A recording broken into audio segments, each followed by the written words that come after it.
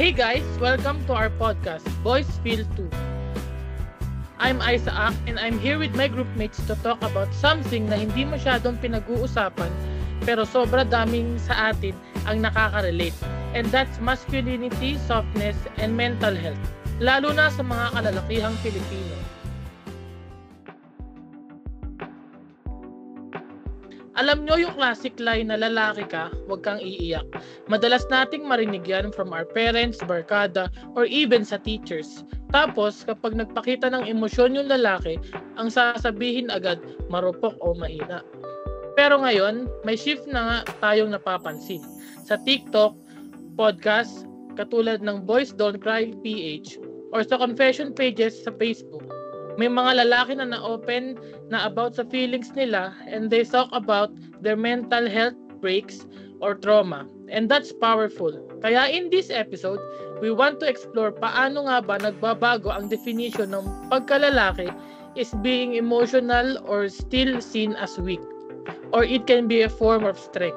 Kung isa kang lalaki na hirap mag-open up or someone who supports men being vulnerable, this one's for you.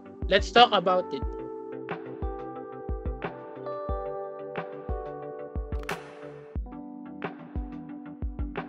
Hi guys, I'm Gio, and I'll start with something we all know. The internet has become a space where people shape their identity.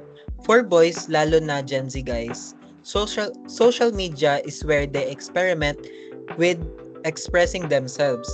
Some post TikTok about mental health, others showing their soft boy era, mahilig sa poetry, sad playlists, or minimalist fashion. Pero minsan may pattern din. Yung mga lalaking emotional or sensitive online, minsan viral sila, pero minsan they also get bashed. One time, I saw this guy crying while reading a poem he wrote about his dad. Half of the comments were super supportive, pero the other half, sinasabi nila, bro, grow up, emo ka na naman. Nakakalito, di ba? Kasi on one hand, we want men to open up, pero on the other hand, society still punishes them for doing exactly that. Online, being soft can either make you admired or mocked. Kaya maraming lalaki ang nagiging formative na lang eh. Pinapakita yung mga emotions na acceptable or cool. Hindi masyadong malambot, parang ganun. And that makes things harder kasi even in a safe space where you're supposed to express yourselves, there's still a limit to what's accepted. So what do we reward online? The funny guy? The heartbroken but mysterious guy? Or the openly emotional, affectionate, and gentle guy? Medyo tabu pa rin siya eh.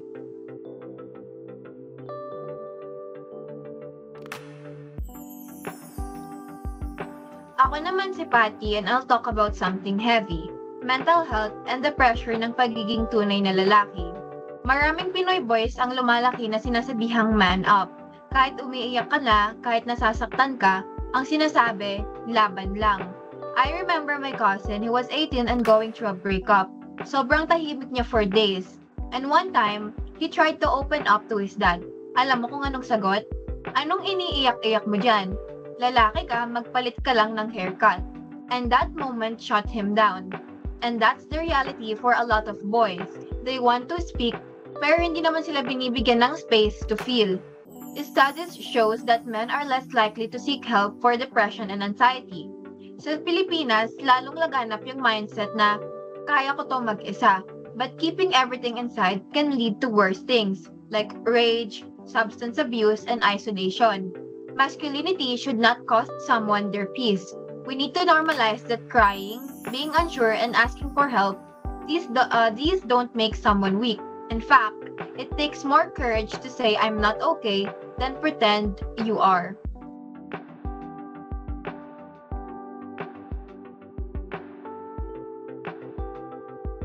I'm Arvin and let's talk about gender expression. Nowadays, boys are exploring softer styles, pearl necklace, skincare routines, poetry, or even just being more affectionate. But when a boy paints his nails or hug his friends, may ibang tao na agad na nagko-comment, bakla ka ba? Or worse, they laugh record and post it online. There's nothing wrong with being part of the LGBTQ plus community, but the point is, even straight guys get mocked just for showing softness. And that's the problem. The moment you step outside the macho mode, people try to put a label on you.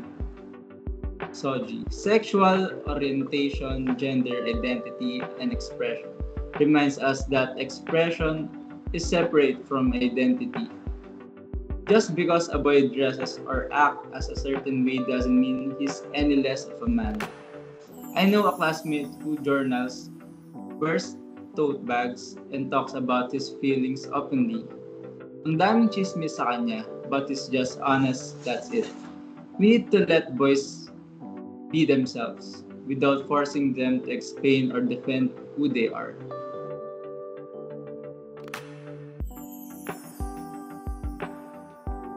Hello, I am Sahani and gusto ko lang i-connect to sa pinag-aralan natin sa UTS na the psychological and sociological self.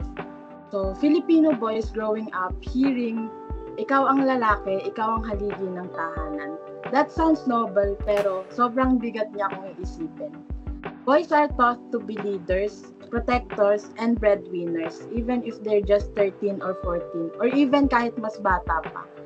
Dito nag-start na maniwala silang they always have to be strong, na hindi sila pwedeng mag-fail, hindi rin sila pwedeng magtanong kasi dapat alam nila lahat at dapat sila yung hindi nagtatanong, dapat sila yung pinagtatanungan. That kind of pressure shapes their self-image na they grow up associating their worth with strength, control, and silence. Pero anong nangyayari kapag hindi nila nami-meet yung mga gantong expectations? They start thinking na hindi sila enough, na isa silang disappointment kasi nga hindi nila kayang abutin yung expectation ng iba para sa kanila. And with that, we need to unlearn the idea that being a man means being emotionless. We should be teaching boys how to listen, how to reflect, and how to ask for help. Masculinity shouldn't be a performance, it should be a personal choice.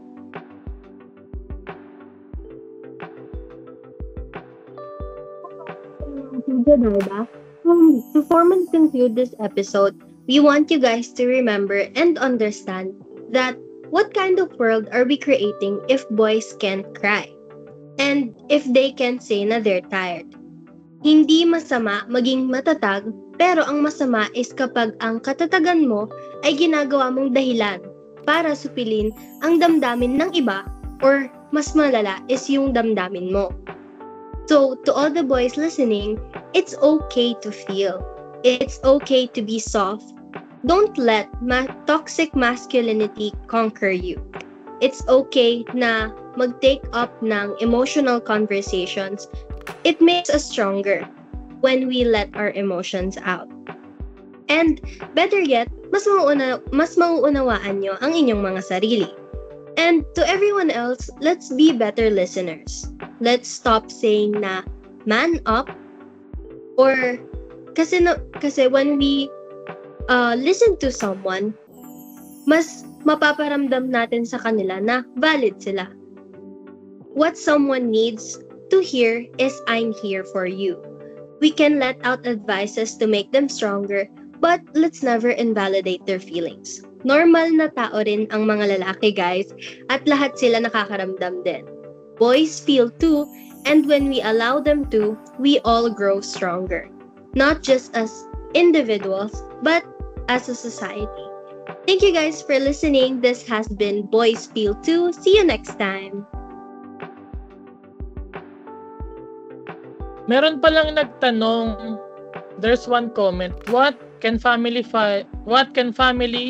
friends, schools, and media do to show that sharing feeling is a sign of strength, and how could that help to stop the shame and hurt caused by men don't cry rules? Tingin nyo, paano nga sila makakatulong?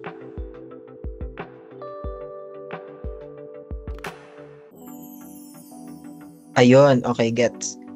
Okay, so para sagutin yung tanong mo, para sa akin para tuluyang mabasag yung mindset na boys don't cry, kailangan tulungan din sila ng pamilya, kaibigan, paaralan at syempre yung media rin kasi ang laking epekto ng pagpapanood natin sa TikTok, yung parang nakikita natin na yung iba kasi parang ginagamit nila yung TikTok as outlet na maging vulnerable. Kaso may mga iba naman na imbis na parang umagri or parang tulungan na lang yung nararamdaman din nung creator na yun, may iba na mas gusto pa nilang mag-hate na lang, nasabihan ng sad boy, ganto ganyan. Kesyo malungkot lang naman daw, naglulungkot-lungkutan sa Facebook or sa TikTok, ganun. So dapat yung mga magulang din na dapat turuan din nila tayo na mga bata na okay lang umiyak dahil lahat naman tayo na nandito nakakaramdam ng mga emotion, and that's what makes us human. So para naman sa mga barkada, syempre dapat kapag nag-open sa'yo yung friend mo, dapat no judgment. Dahil lahat naman tayo may pinagdadaanan eh. Hindi naman nasusukat sa pinagdadaanan natin kung sino tayo. So, ayun. Yun lang yung sa akin.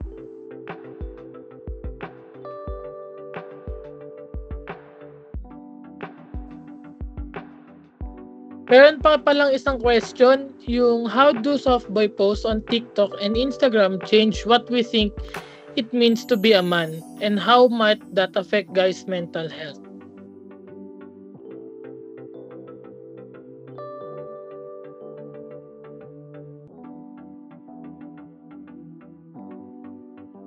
Yung mga soft boy posting kasi, parang it helps break the idea na yung mga men always needs to be strong and emotionless. So kapag may mga lalaki na nakikitang open and gentle yung iba online, like sa TikTok, sa Facebook, parang nabibigyan din sila ng permission to be like that. Nakakatulong yun sa mental health kasi di na nila kailangan itago yung nafe-feel nila.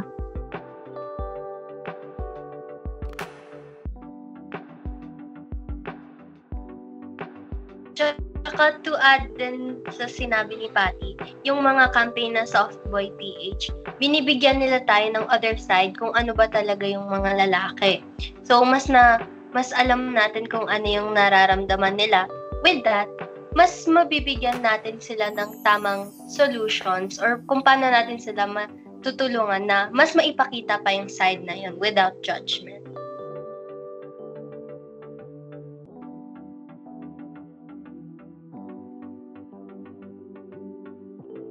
Okay, thank you everyone for sharing your thoughts on the questions. And thank you guys for listening to our simple and yet fruitful podcast. See you next time.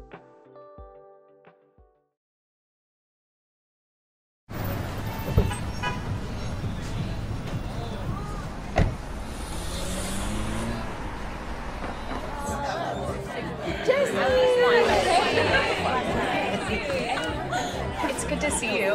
It's so great to be with everyone again. Yeah, it is. How have you been?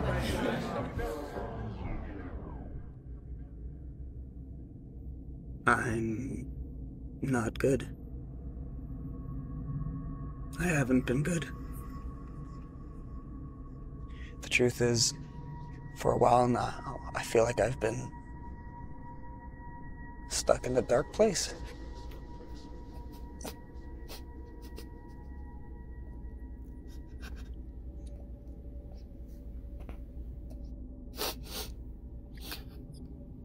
I can't remember feeling happy.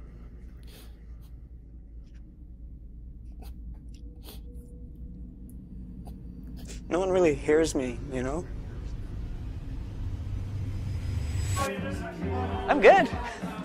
Yeah, things are good. That's great.